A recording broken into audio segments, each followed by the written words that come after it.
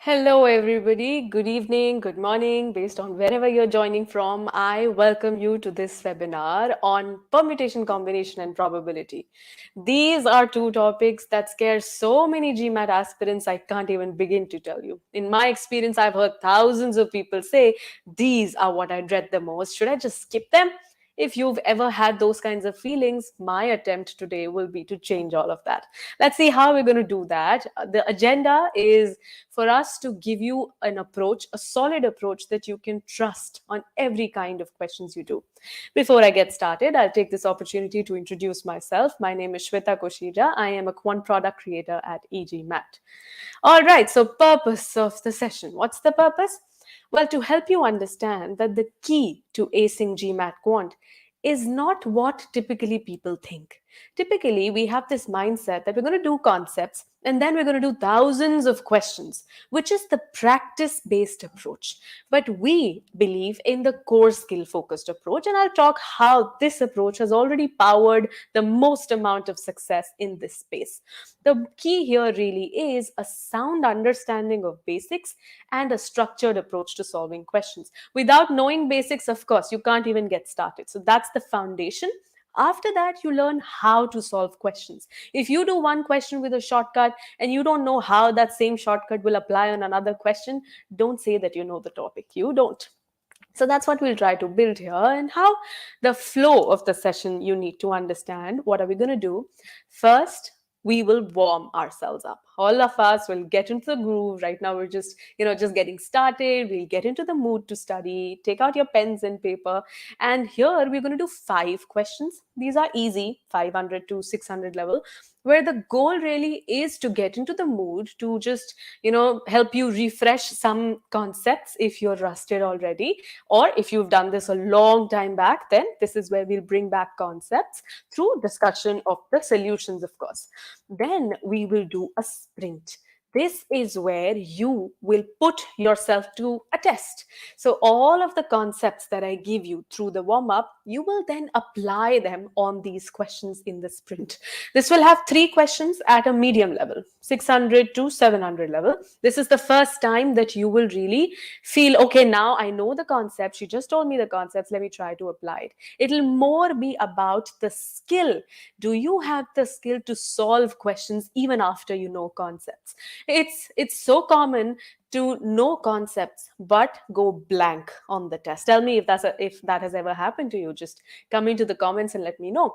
I have heard so many people say, I know what prime numbers are, but the moment I see a question, I go blank. If that happens to you also, it's about how to apply concepts. And that's what you really learn through this session today. Focus will be on process skills that are the bridge between concepts and application. After sprint 1, when you will get feedback on every single question that we do, there will be another sprint. This is the final sprint with just 2 questions, but hard, 700 plus level. As I said, there will be feedback throughout, there will be takeaways throughout. So every time I give you feedback, every time I tell you, okay, if you marked this, then this is what you lack, this is what you did not know, make a note of that. That will make your action item list for when you go out of the session today. Okay, so make sure you're ready to learn. I am very excited to be here, and let me just tune into all of the comments. Welcome everyone. Let's just get started. All right. Now, as I said, the strategies that I was talking about, one key difference that I already mentioned was the difference between practice-based approach and core skill-focused approach. These strategies, why would you trust what I say? Well, it's proven. It's not something you have to take at my word. This is a clickable link. You go and check success stats for yourself. Right now, let me also show you some stats. We will share the PDF at the end and you can click this. Meanwhile, there's also a link in the comment section that our team has put, and check that out for yourself. Let me show you Q49 plus scores reported on GMAT Club. So these are verified scores. Not anybody can put just about anything here. Out of all of the verified scores that came in 2021, look at the share that e-GMAT holds. 133, and the next best is straight at 36. So it's almost a fourth. Now, how all of this happens? Because the strategies I talked about, they really work. The lion's share is here, and all of the others combined would not get this much. So this is why, trust me when I say that the approach is to build your core skills, then build how you would solve questions, build your approaches, and you will soon be unbeatable. No questions will ever scare you. With this, I will get us started on the warm up section. As I said again, basic questions, permutation, combination, and probability. Feedback that you will get through this exercise will be on your conceptual understanding. It's not going to be that you're ready for the GMAT. Okay, if you got all of these correct, then you're ready. No, it just means your concepts are good, or at least there are no major gaps in your concepts.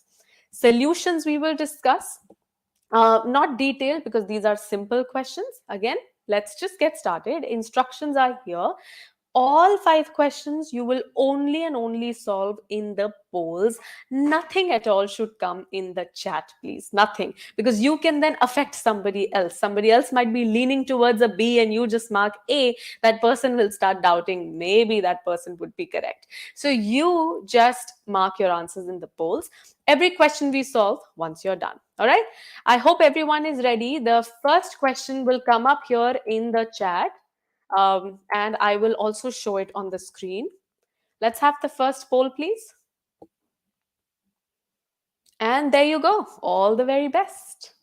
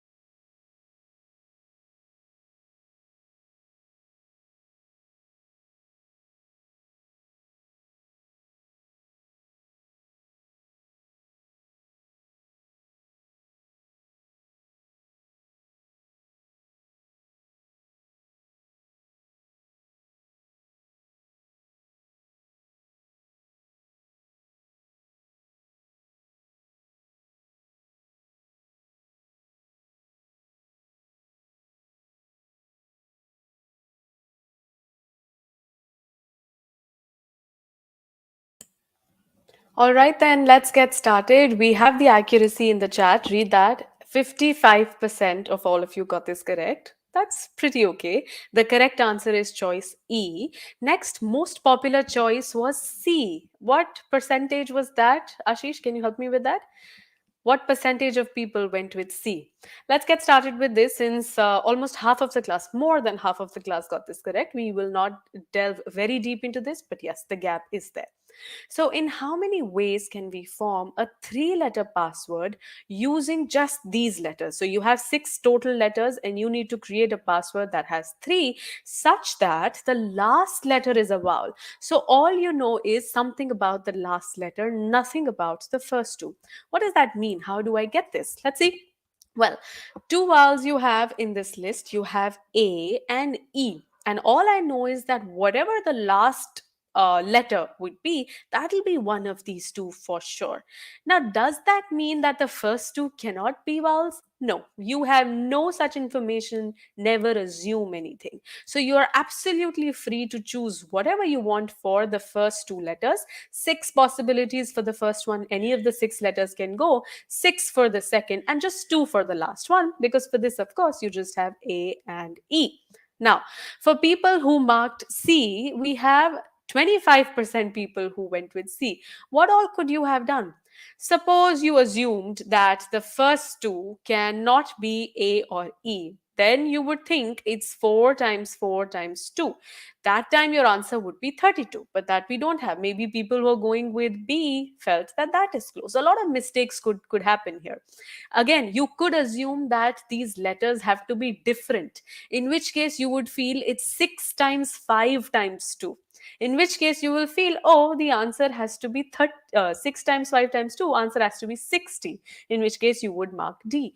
So anytime that anybody got this particular question wrong, it highlights a gap in your conceptual understanding, along with the fact that you probably tend to assume things.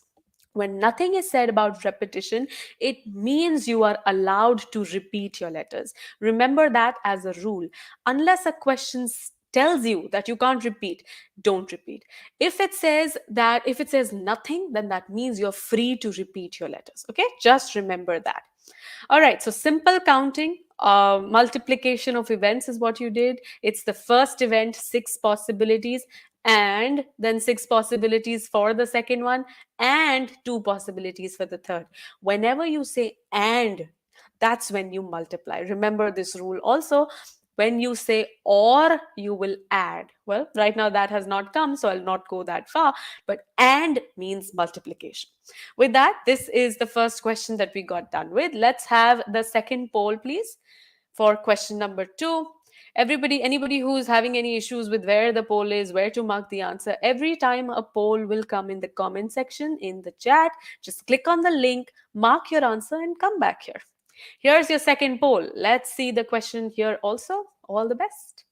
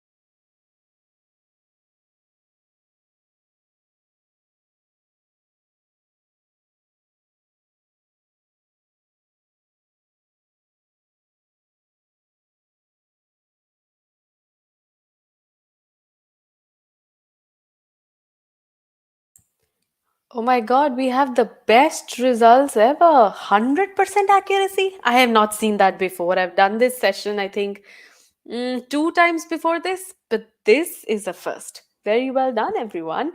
So we have two classes here. I don't think I should even discuss this. I'll quickly go over this. I'll just show you the solution. So class A, 6 boys, 4 girls, and class B, 8 boys, 7 girls. We want to select one student from each class so that we have one boy, one girl. So either the boy is coming from A, the girl is coming from B, or it's the reverse. Why I'm doing this solution is because I want to make sure that whoever got it right for the right reasons. So selecting a boy from class A and girl from B, how would that happen? 6 boys, you select one girl, 6C1. Then four class B, 7 girls, and you're selecting one, so 7C1. Or what did I tell you? Whenever you say or, you add. So there's a plus. Girl from A, so 4 girls, you're selecting one.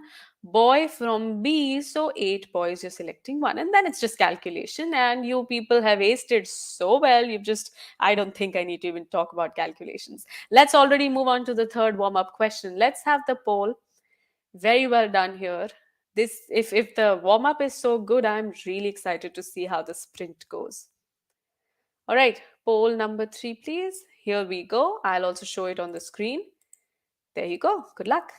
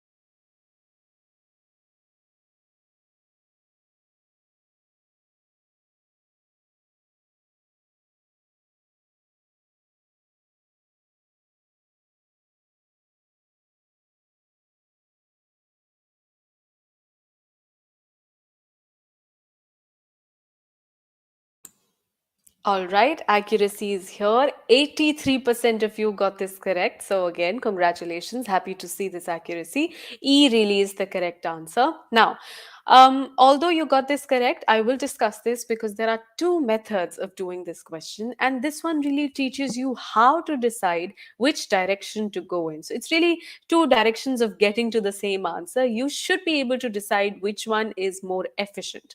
So here, it's a toss of three coins, and you want to know the probability of getting at least one head. What does that mean now?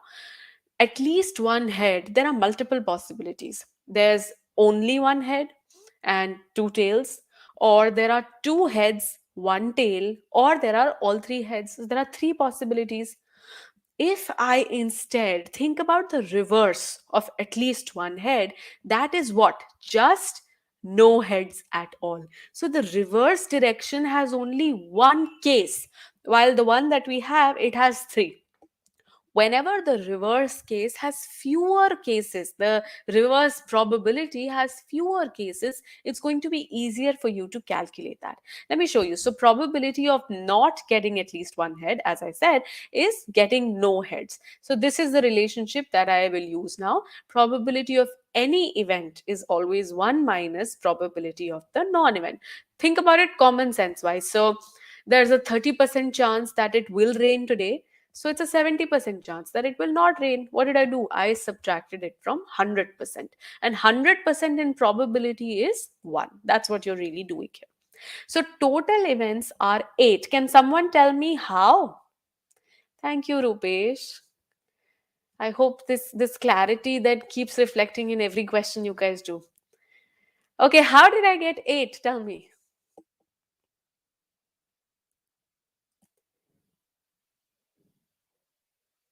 You guys are only talking about what? Okay, verbal is also here. Come on, come back to math, interact here. So total events came how? While I see who tells me first. Okay, Arsha got that first. Good. Aditya explained how that came. Well done, guys. So total events are 8. And the one that I want, the reverse case, that's only one case. So 1 out of 8 is the probability of the non-event. So what's the probability of the event? 1 minus 1 by 8, and that's 7 by 8.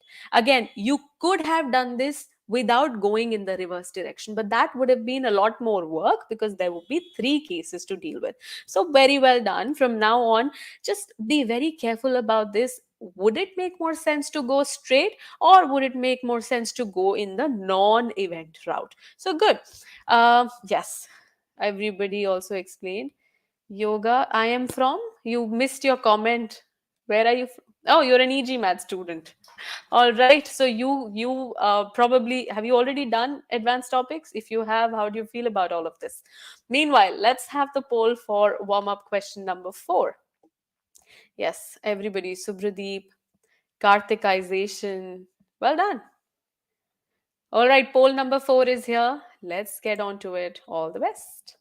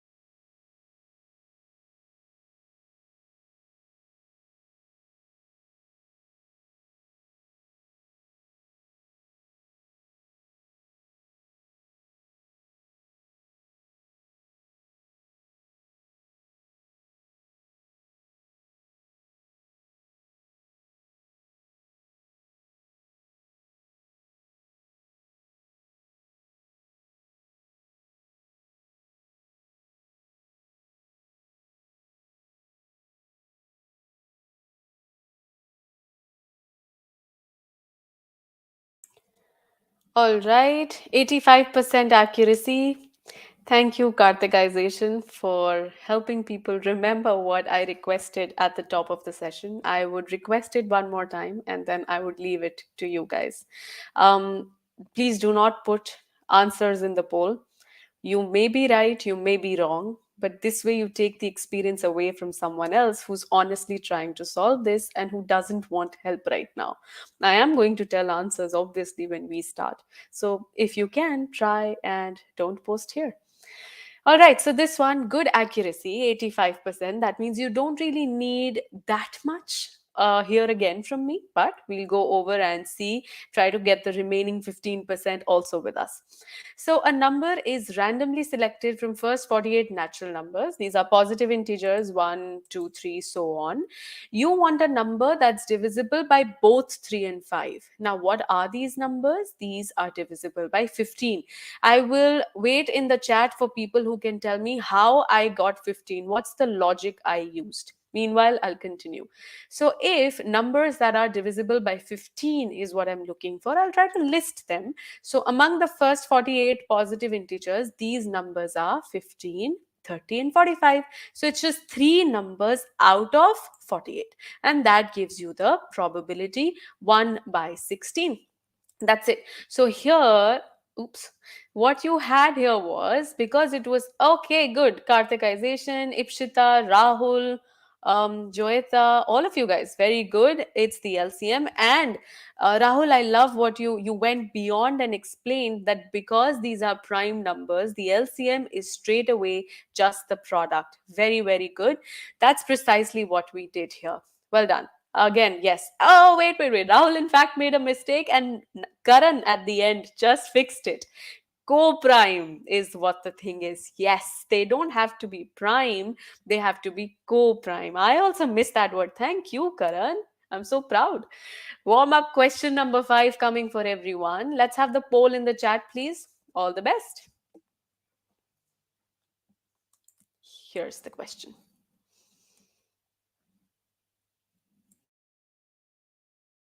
Wait, let me wait for the poll. Okay, it's here. All the best.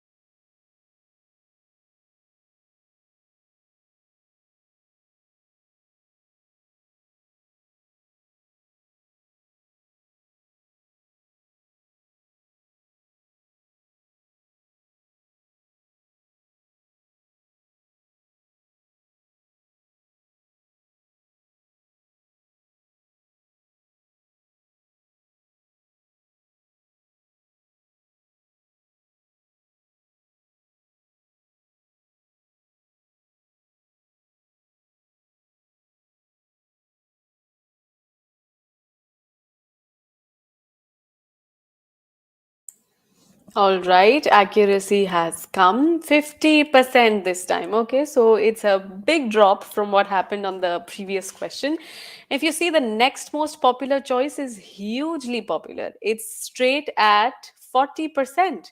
Let's see why this happened. Okay, so this one I'm going to discuss properly. Okay, I'm going to discuss this and take some time here. So listen carefully. A number is randomly selected. Again, you have the same 48 positive integers, natural numbers from the top. You want the probability that it's divisible by 3 or 5. Now, what is the difference? 3 or 5. It means this time it's either divisible by 3 or it is divisible by 5, right? Now, what does that really mean? Listen very carefully. If I look at all the numbers that are divisible by 3, and I separately look at all the numbers that are divisible by 5, where will the overlap be? The overlap will be in the numbers that are divisible by both of them, because these guys will be in each list, right? That's the reason I'm subtracting it at the end. So, for all those people who've been using this formula but maybe never knew why, it's because if you just add these two individually because of the or, then you would have a lot of double counting. So you need to subtract whatever is extra counted, and then it's easy.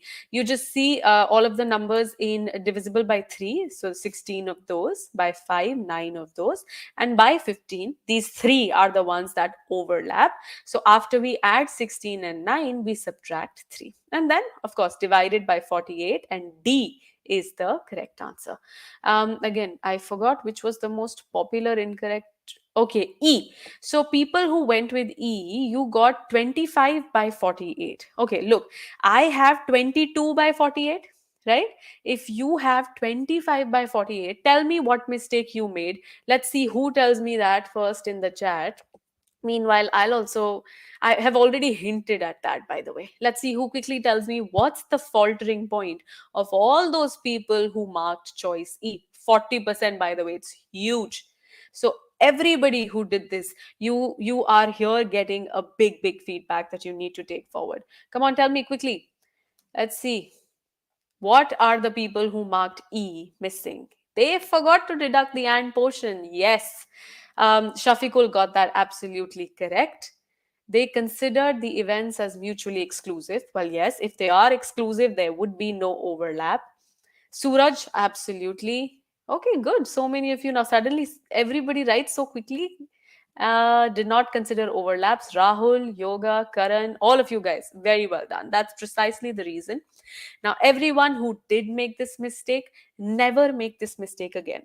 The surest part to improve, the surest path to improve is what? To learn from your mistakes and never make them again. So, here you have some feedback. Now, this is the end of our warm up. Now, the formula is also written down below. So make sure that all of the concepts that you saw here, you are 200% confident about them, not just 100, because the actual exam is going to have a much higher level of application of these questions. It's not like these will be on the exam, but without knowing these concepts, you can't even dream of doing any questions on the exam. That's also decided. But this place, this is where you're laying the foundation. It has to be rock solid. You have to be absolutely great with it. So spend time on whatever questions you got wrong. Okay.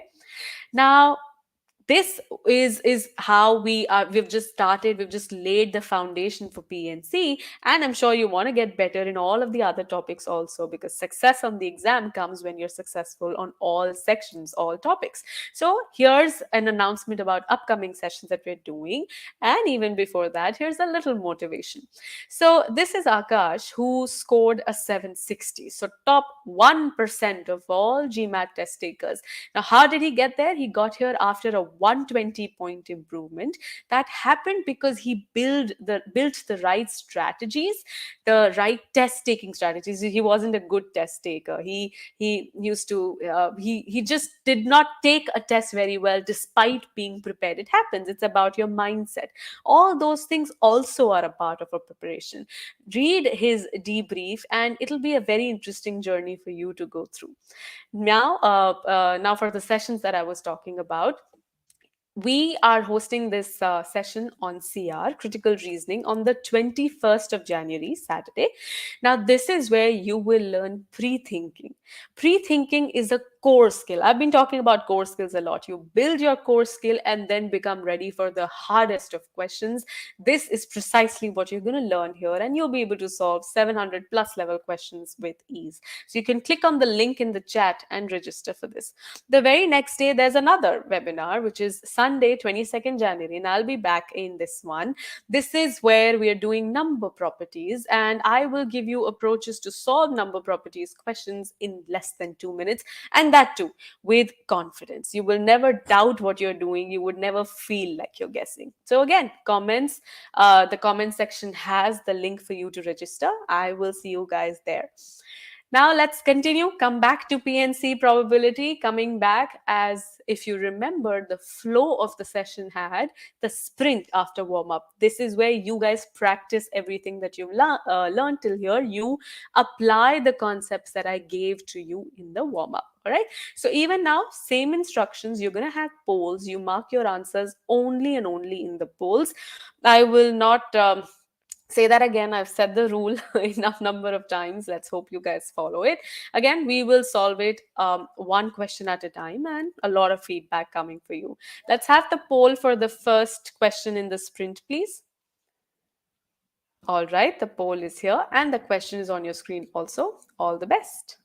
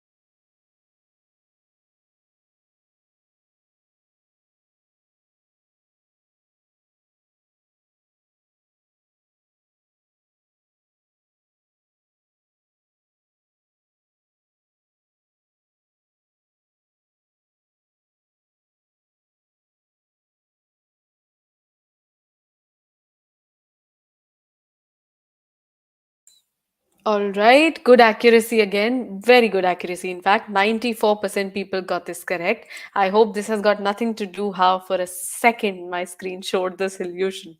So there are 5 red and 4 blue balls in basket A. So that's a total of 9 balls and a total of 16 balls in basket B. Now, one ball randomly picked from each basket, and you want to know the probability. You're given the probability of both balls being blue. You wanted to know how many blue are there in the second basket.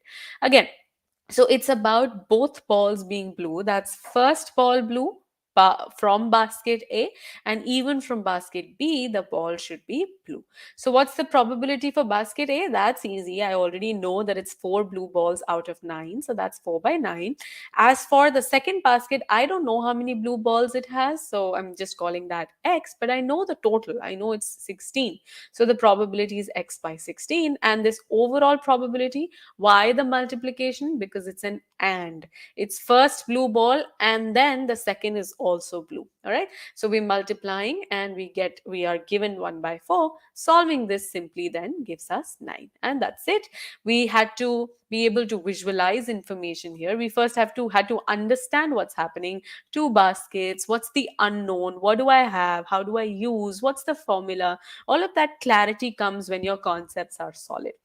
Now, sometimes, as you saw in this question, you will need to assume variables.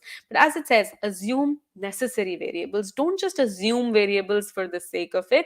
If, say, a question has 2 unknowns, even then, don't just go and assume 2 variables. There may be a relationship given in those 2 variables. In that case, use that. So only take necessary variables so that you never have too many to deal with that intimidate you. Okay, and then we just set up probability equation. That's it. So very well done here. Alak says, why are we not adding? Okay, so as I just said, whenever you have a probability question, try to say it in words before you write it. Say it and see whether you're saying and or you're saying or. In this case, what you will be saying is that the first ball is blue and the second ball is blue. Or will you say the first ball is blue or the second ball is blue? Tell me, Alak, what would you say? Try to say it out, read the situation, tell me what makes sense. You will realize, yes, and if you say and, you multiply. That's the simplest way to remember this. That's how I've remembered all my school life, and that's how I still remember it. All right, let's move to question number 2. Well done on this one. Let's continue this. Let's have the poll for the next question, please. I hope that answers you, Alak. All right, the poll is here, and here's the question. Now, this one looks very long and intimidating. Trust yourself, you've got this. All the best.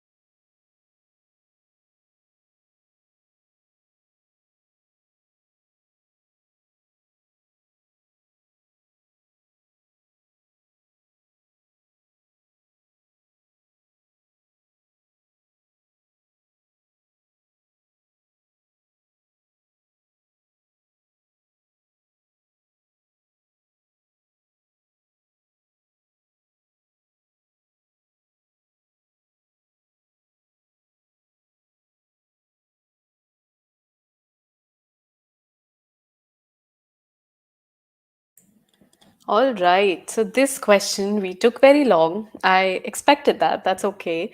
The accuracy is also low. 33% if you got this correct. So choice E is the correct answer. The next most popular choices were B and D, both with 30%. So it's like three choices here had a 30 share. So almost all of you were divided between these choices. Let's understand this nice and slow. You will see in the way that I solve this that no question is hard in itself. We either scare ourselves away because of the length of it, we get intimidated, or we don't translate things as we go. We don't translate English to math, or we don't try to visualize what's happening. So it's one of the process skills that we are missing. Let's see how this should have been done the right way. So, what's happening is that there's this game where you have quizzes of progressive difficulty level. D1, lowest difficulty, next level is D2, third level is D3, so on. Each quiz, D1, D2, all levels, each quiz has 10 questions. And how is the game designed? If a person answers even one of the 10 questions wrong, he has to take another quiz at the same level. So, till now, they're just trying to tell you a story. The question has not begun, the math has not begun. It's the setup of the quizzing system. Now, if a player answers all questions correctly, all 10 in a quiz, then he goes to the next level. So, think about yourself playing this game. Imagine yourself in this game that I have to get all 10 correct, otherwise, I'm stuck at this level. If I get everything correct, I'm going to the next level. That clarity should be there. So, as Muhammad Shafiqul says, he misread the requirements. Again, you misread how? Because try to tell me yourself, why do you think you misread? Was it because you were trying to read it quickly because you felt you were under time pressure, or is it generally something that happens that when too much is written you lose focus? This is not just for you, this is for everybody who probably struggled with reading this. You've already understood how you misunderstood when I haven't even explained the question yet. So now what's happening is that Tom starts playing this game. His probability of answering a question incorrectly in a D1 quiz. So at the first level, the probability that he gets something wrong is zero point 0.2. Time pressure. So that means 20% chance that he'll get a D1 question wrong. What is the probability that he gets it right then? Zero point 0.8, no, 80%. And in a D2, his probability of getting things wrong is higher because the quiz is also harder. So it makes sense. This is zero point 0.3. Question is, what is the probability that after taking two quizzes, it's the number of quizzes, he will not have progressed to D3? Now, think, all of you try to think, how will this person not reach the third level? How? Let's see who tells me that. So Pradeep says options were intimidating at the beginning, but slowly reading and understanding solved the issue. That's the whole deal. It's how I've always solved questions. It's this approach that I once read about when I was in school, that it's like you're driving in the fog. You can't see your destination, but you can see the very next step. These days you read that a lot, but I had read that way back in time. So it's only about taking the next step. Just stay focused, take the next step, and it will happen. Okay, Karthik tells me by failing in level 2 but winning in level 1. Is this the only way? Can anybody else think of another way? That two quizzes have happened, but Tom hasn't reached the third level. Karthik, this is definitely one. This is one possibility for sure. Let's keep that highlighted.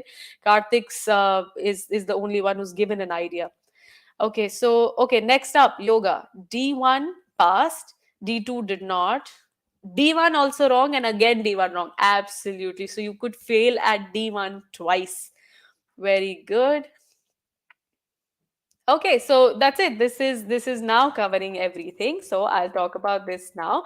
Probability that, okay, this thing I'll go on. Read the suggestions here first of all. Infer information from the question stem as you read it. Don't wait to read the full question and then I'll start thinking what it's saying. No, read every word, understand every word. So be an active reader, not just a reader, not just somebody who's reading something written on a paper and you don't need to understand. That's not what's happening. Read it in small chunks. Now for the possibilities that everybody helped me understand here, when would he not reach? So failing level 1 twice, or failing level 1 and then clearing level 1. Nobody said this till now. Did anybody say this? I think Karthik did not, Yoga did not, Arifin did not. No, I think nobody has said this. Yeah, nobody said this, that you could first time fail in D1, second time you could clear D1 also. This time, then also, when you clear it, the third quiz will be D2. No, you still will not reach the third level. Nobody got this. Do you realize this? Karthik says, I did it by making him reach level 3 and then subtract. Yes, that's what you should have done. I am going to talk about that. So, when I directly think about how he will not progress, there are these three possibilities that you now see on your screen. But the case where he actually does reach D3, there's only one way. What is that? You clear level 1, you clear level 2, and then you reach level 3. So it's a lot fewer cases when you're going in the reverse direction, in the non event direction. And that's the smarter thing to do here. So that's what we will do. Do what is simpler to do. Both of them can be done. It's not like the first method will not give you the answer, but you are under time constraints. There's no doubt about that.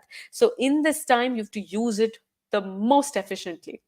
So what do I have? Non-event. So clearing level 1 and then level 2. For level 1, how will you clear the whole level? If you get every question correct, all 10, right? Similarly for D2. Now probability of getting first question correct, second question correct, there's an and in all of them. That's the only way you'll get all of them correct. So you multiply. Now you know the probability of getting each question correct in level 1 is zero point 0.8. How? Because getting it wrong was 0.2. So power 10 is why, because you're multiplying zero point 0.8 with itself 10 times. Similarly for D2, 0.7 to the power 10, multiplying, this is just a law of exponents, that if the power is the same, you can put it at once and multiply your bases. That's it.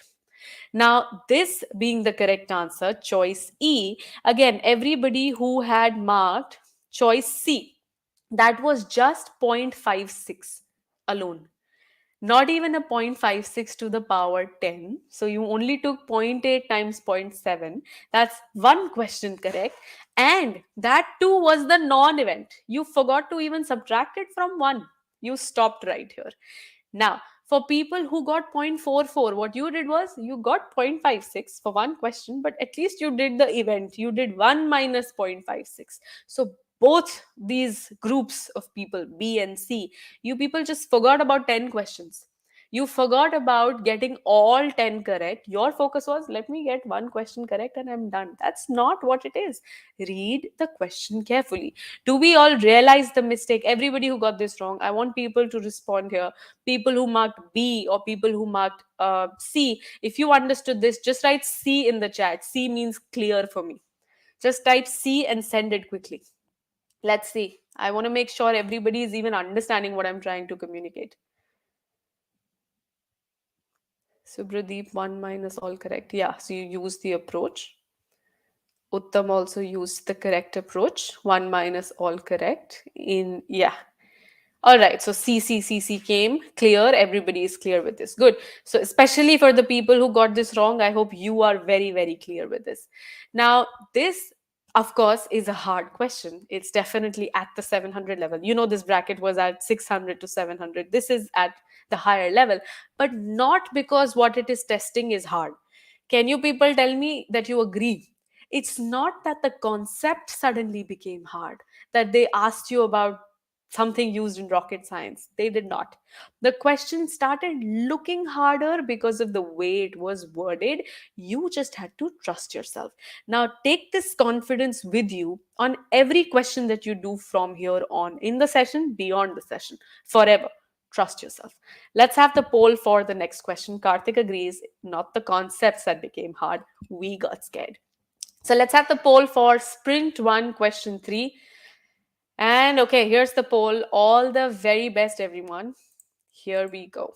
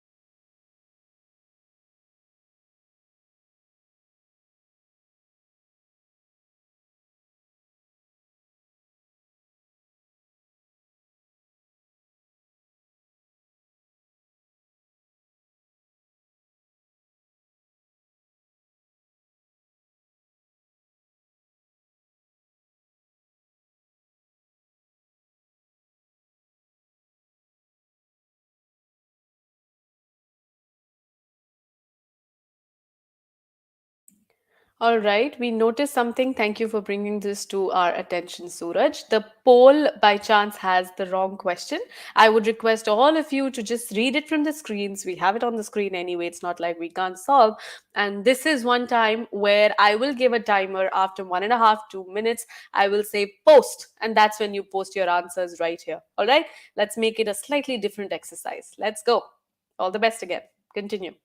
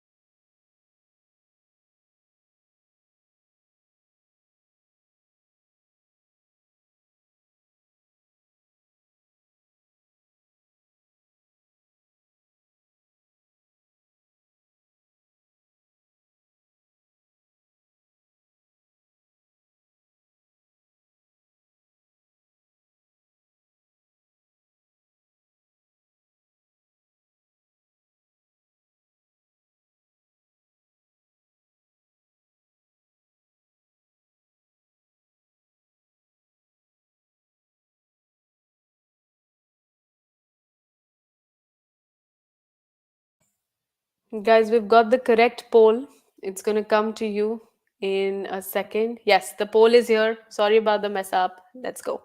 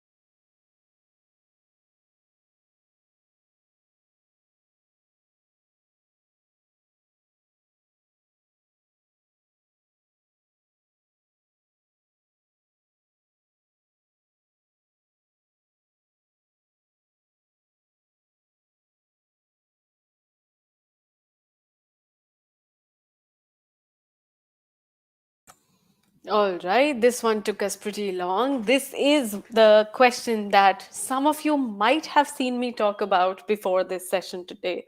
So, accuracy here is 30%. The correct answer is C.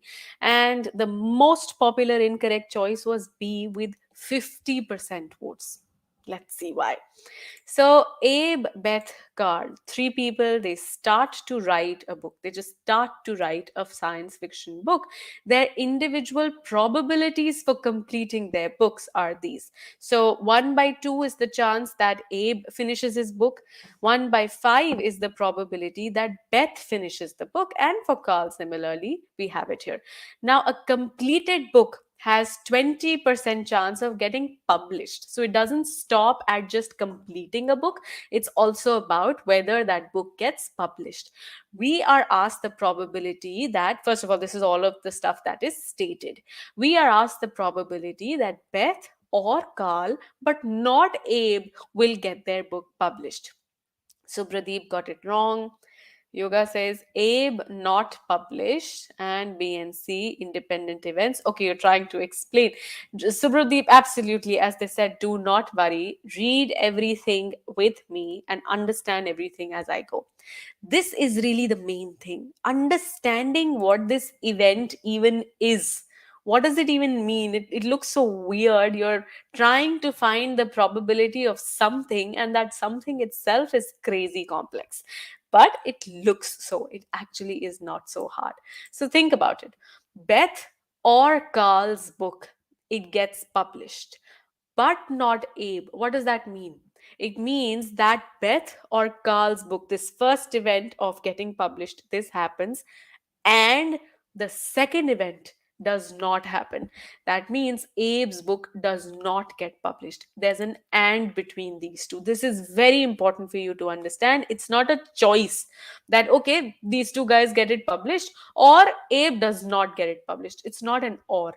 Both things have to happen. And because of that, and yet again, it's multiplication.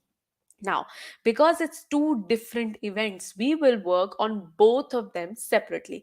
Just see how writing B or C here and just writing not A here, it already reduced the amount of text that we had to almost nothing. That's how you just use letters, you use symbols, you just write B or C instead of writing the whole thing. Because if you know the event is about getting published, you don't have to write that every time. You could just say B or C. Okay, now I'll work on each of these one by one. This is the first event, probability that B or C happens. And this is event 2. Now, if I focus on event 1, what do I know about or? So again, come in the chat, tell me. We did this in the warm up. What do you know about A or B? Okay, yoga says independent events probabilities get multiplied. Well, they got multiplied here. The goal, the thing was that it's an and that I'm trying to do. It's not a choice. Even if two independent events, you don't want them both to happen, you would not multiply. Shubhendra says it should be a plus. Okay, so is that all? Should I just do probability B plus probability C? Would somebody like to correct that? Nah, others, you're also missing something. Suraj got that. Thank you, Suraj. It's B or C. That means you add, but you subtract overlap also. Very good. So it's probability B plus probability C minus probability that both of them happen. This will be the overlap. Remember that one question we had in the warm up, the last one where the accuracy was very low? This is precisely what you guys had missed even then. You have to take that forward. Yes, intersection has to be taken away. So, what's the probability of Beth's book being published? Again, how does any book get published? Is it just straight a publish? No. Beth first has to complete her book also. So, it's two things. In this single event, there are again two events. Probability that Beth completes the book and then that book gets published. Very important. So, completing the book, you know the probability is 1/5. Publishing is 20%, which is also 1/5. So 1/25 is the probability for PB. That's super important. One big piece done. And if you understood this, you'll be able to do the others also. Suraj says, aren't B and C mutually exclusive? What makes you think so, Suraj? What is mutually exclusive? two events that just cannot happen together? Did I anywhere say in the question that two people cannot have their books published? Tell me, did I say that, Suraj, or did you assume that? I want you to use those words. Similarly, probability C, same way. Carl finishes the book and then gets the book published. You use the numbers you have. B and C, now independent. They're both writing their own books. So it's a straight multiplication because it's and. So for B, you just got 1 by 25. For C, you just got 1 by 20. These are what you're multiplying. And then when you do all of this calculation, 11 by 125 is what you get. I hope everybody is clear with this much at least. We have found out event 1.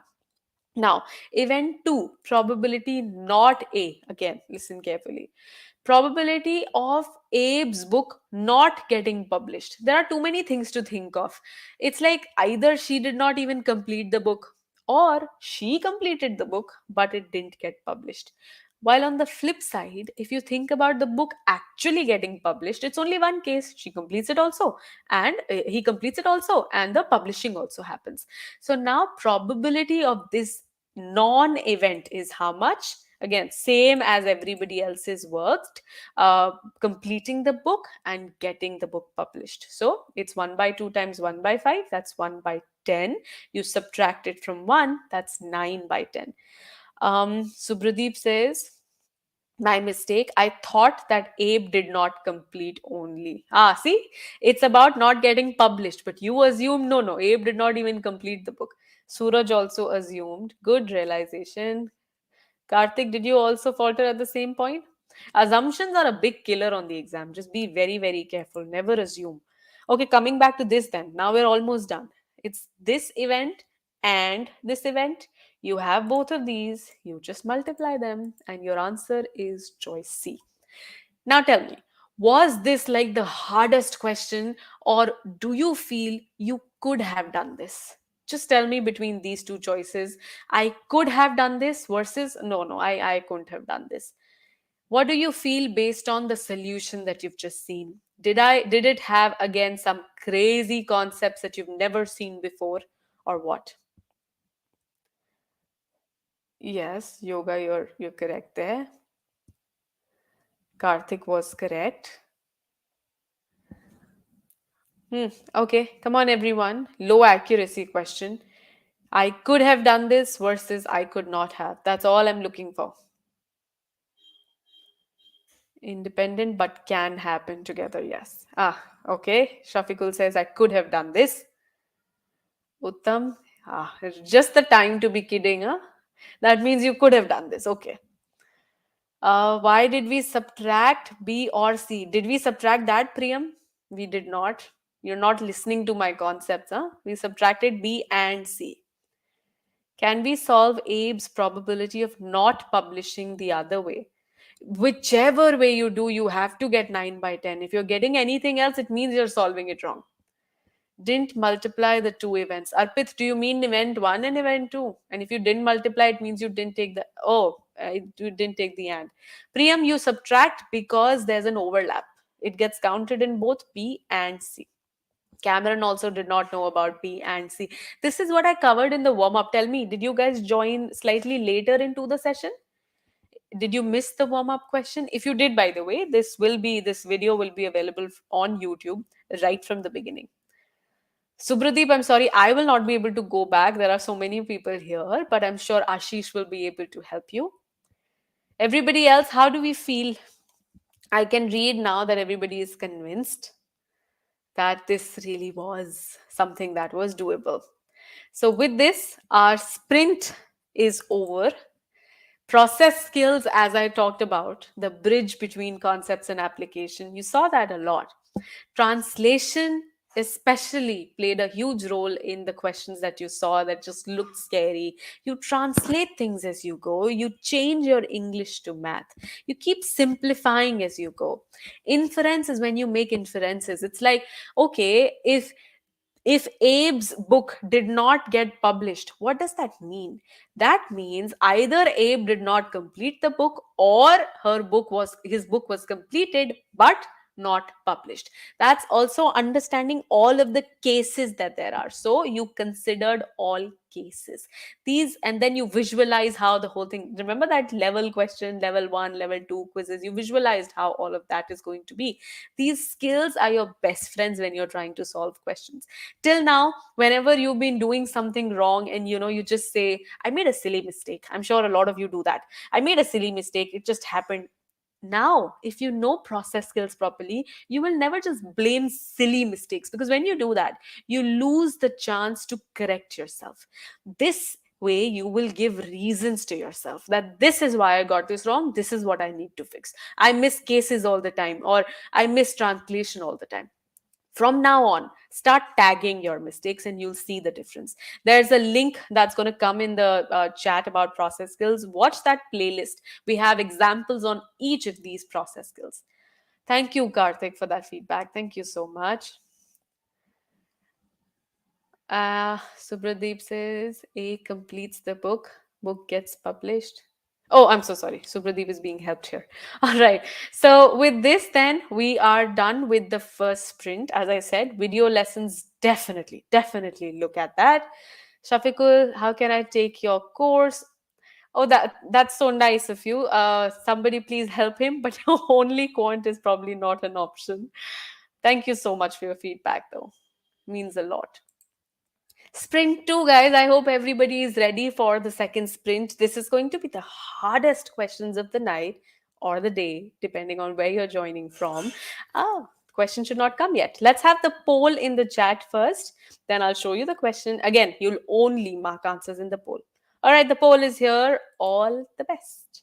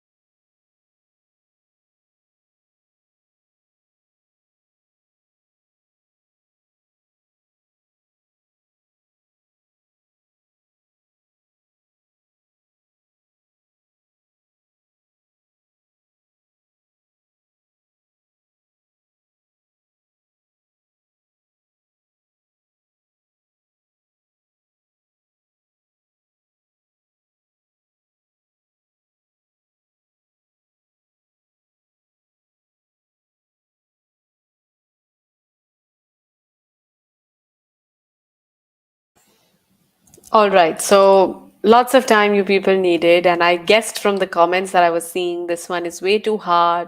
I got it correct, but I'm not sure if my approach was correct. So it's okay.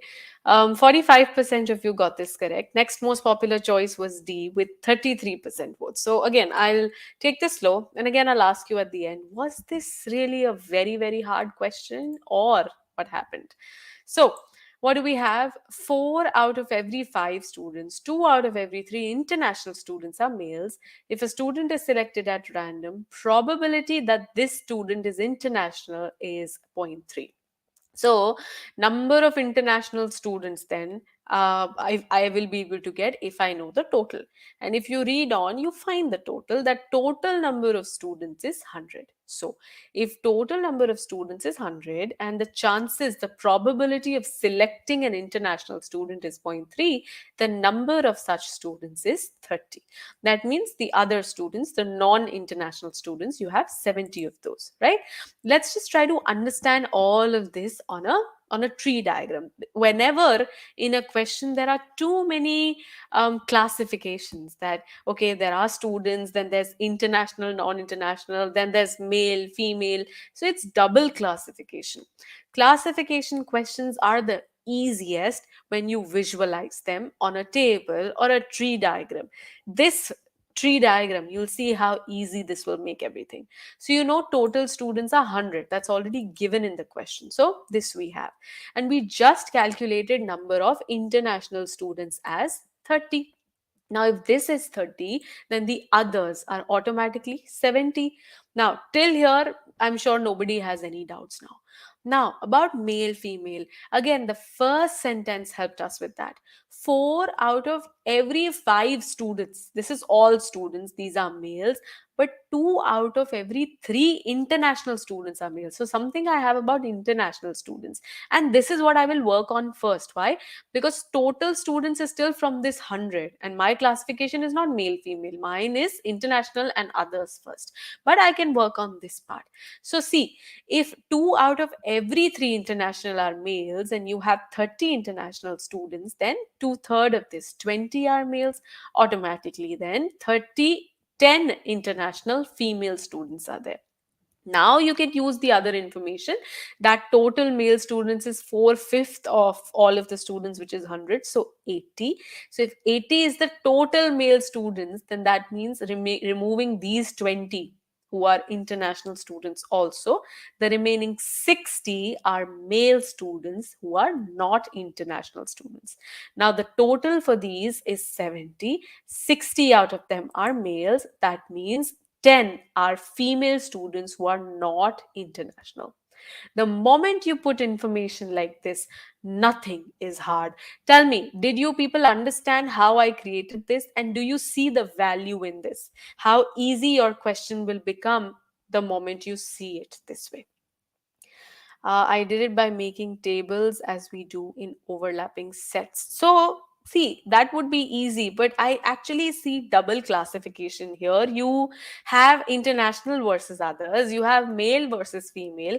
How would you put them both in a table unless it's a two-way table? Where column heading is international, non international, row heading is male and female, then you can. So, as long as you're representing information properly, whether it's a tree diagram or a table, it should not just be this four sentences that you're every time going back to, that you have nothing on your paper, you just have to read the question every time. It shouldn't be that. Once you understand this, once you can see all of this, just see how easy the question is. Yeah, 2 by 2 matrix works. What is the probability that at least one of them, one of who? The total students, I'm selecting one. What is the probability that at least one of them will be a female international student? What does this mean now? You already have, you are taking two students, at least one should be female international. So if you go the direct route, then it's a lot of possibilities. It's one female international, one any other, or two female international students. There are both of these possibilities. Now, Now, if I have to think about both of these two cases, at least one female international student, then one female international student is one thing I'm thinking about, and two female. But the reverse side is easier. The case where no female international student is selected. It's just that the first one is also not a female international student, and the second one is also not a female international student. This probability is going to be faster. Let me just show you how. So you know how many female international students there are, no? It's 10. So I've just taken that part of the tree diagram. And you had a total of 100 students. So how many are not female international students? It's like all of the other kinds of students. It's 90 of those. And you are selecting both students from these 90, right? So 90 C2 means what? Selecting 2 from 90. This is the favorable set, and total is selecting 2 from all 100 students. When you simplify, it's 89 by 110. But be very careful that you don't just mark this as the answer. This is the non-event. You have to subtract that from 1, and 21 by 110 is the correct answer. Is 4 by 5 of all students irrelevant? No, no, how is it irrelevant? I used that on the first tree diagram. I got that it's a total of 80 males, and then I used it. I think you missed it, David. It is definitely there in the solution. All right, so this had a low accuracy, right? Let me see what the accuracy was one more time. 45%. I hope everybody now, whoever got this wrong now understands that it was more about how you visualize the information than about the question itself being hard. So it's a skill. If you lack that skill, if you lack it, then it's hard. But if you have that skill, if you know how to visualize information, how to just not make a mess of things in your head, how to not be overwhelmed, you will never be overwhelmed if you represent it so well, and you will be able to do questions. All right, so we only need international females. No, you don't. It's at least one of them is international female. That's the whole deal. At least one means a lot of things. The other one, other student could be any other kind of student. Maybe you did not read the question carefully, David. You missed two things, or you did not focus on the solution. So look at the recording when the moment the session ends, you will have the YouTube video available. Go through that. Everyone, I think it's now time we go to the last hard question of the day. Let's have the poll, please. It's the last question. Give this all you've got. I know everybody has learned a lot of things. Try to apply the skills, translate things bit by bit, read questions in chunks, visualize information, infer from things, consider all cases, be careful. The poll link is here, and here's your question, a data sufficiency question. All the best.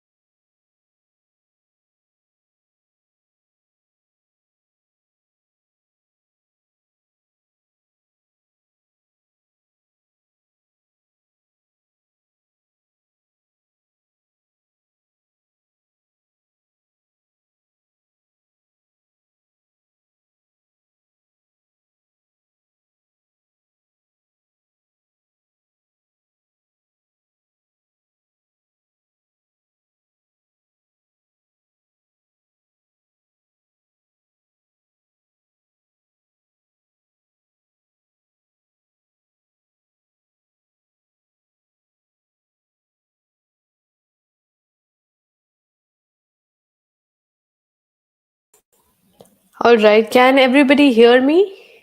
I think I lost connectivity for a while there. Can everybody hear me? Can you guys confirm please in the chat? My team and everybody watching the session?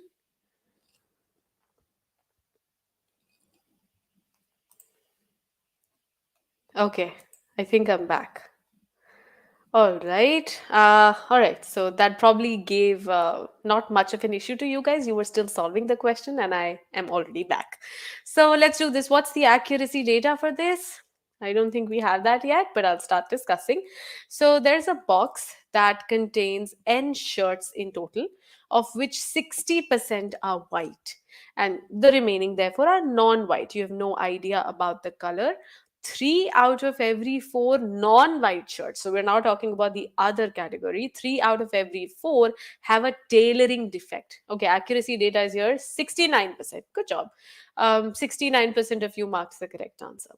What percentage of white shirts do not have tailoring defect? So again, it's two types of classification. It's about defect and non-defect, also about white and non-white. Okay, and then you have some statements, but I'm not going to read all of that and scare myself. I will read the question bit by bit, just as I ask you guys to do. So let's try to visualize all of this information. So N shirts 60 are white, and then there's something about non-white, and then the question is about white again with tailoring defect. Let's again visualize the whole situation. Again, a tree diagram will make this super easy. Total shirts, you know, that's N. Okay, 60% of these are white means what? Zero point 0.6 n are white. That means you can already tell how many are non-white, the remaining, right? So that's n minus 0 0.6 n, so 0.4 n. Now, three out of every four non-white shirts have a tailoring defect. So it's about these shirts, these zero point 0.4 n. Three out of every four have a tailoring defect. Means how many have a tailoring defect in total? Just focus on this part first. It's 3/4 of 0.4 n. So 0.3 n, and therefore how many have no defect? 0.1 n. Now for the white shirts, I did not have this number, so I've taken this as an unknown, just x. So the remaining, the non-defect becomes 0.6 n minus x.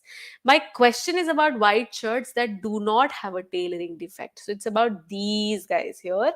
From the white shirts, not all shirts, what percentage of the white shirts only, that's your total, what percentage of these do not have a tailoring defect? So look at this part carefully.